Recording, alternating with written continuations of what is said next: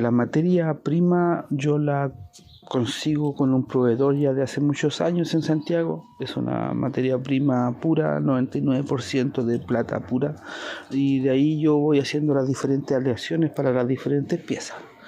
Hoy el costo de esa materia prima ha subido bastante en consideración, y se ha encarecido bastante los productos tradicionales de la platería mapuche, ya que estos tienen un gramaje bastante alto, sobre todo con la técnica que yo realizo, ya que para hacer, por ejemplo, una pieza que pese 200 gramos, yo necesito prácticamente 350 gramos de metal para que la gravedad y la consistencia y la propia técnica haga su trabajo.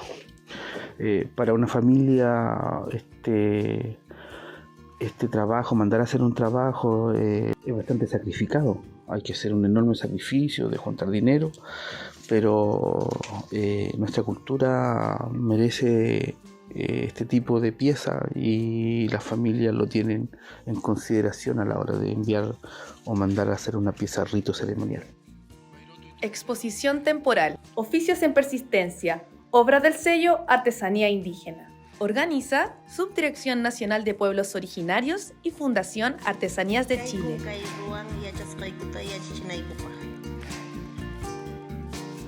kung kay ruang yachas kay kutaya chichinay